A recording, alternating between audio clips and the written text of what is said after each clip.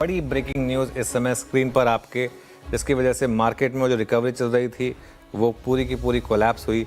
Donald Trump की fresh statements आ रही हैं और कहते हैं ना कि कुछ लोगों को बर्दाश्त नहीं होता कि दुनिया में चैन क्यों है ना। वो एक कुछ लोगों को मज़ा आता है सैडिस्टिक प्लेजर में कि सब कुछ ठीक क्यों है, तो क्यों ना कुछ नया किया जाए।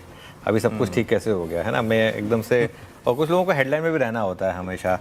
तो ये मेरे ख्याल से शायद एक डोनाल्ड ट्रंप उसी कैटेगरी में आते हैं। और सच बताऊं तो मार्केट में एक ठीक ठाक सा रिकवरी बन रही थी, लेकिन जैसे ही वो स्टेटमेंट्स आई उसके बाद आप देखें किस तरीके से मार्केट कोलैप्स हुआ। कच्चा तेल 77 पर आया। शायद जब मैं अपने ग्राफिक्स भेज रहा था, जब मैं तैयारी कर रहा था इस शो में आने की, उस समय पर हम निफ्टी पर करीब 24 220 225 पर थे और एकदम से करीब 200 पॉइंट की बड़ी गिरावट आई। बैंक निफ्टी का आप इंटरडे चार्ट देखिएगा किस तरीके से बैंक निफ्टी कोलैप्स हुआ।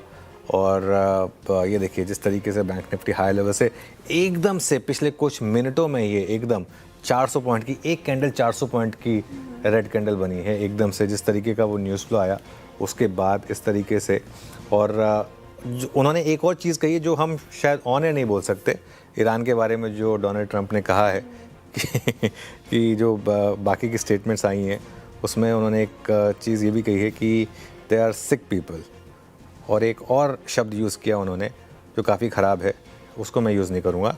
और उन्होंने ये भी कहा है कि I think it's over. MOU जो है वो आई थिंक इट्स ओवर।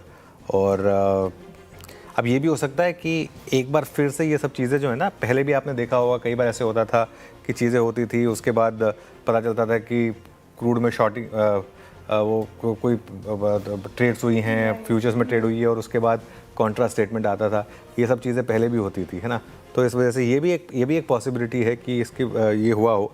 लेकिन जो भी है, पिछले 15 मिनट में जो एकदम से न्यूज़ फ्लो आया उससे मार्केट का मूड माहौल एकदम ख़राब हुआ।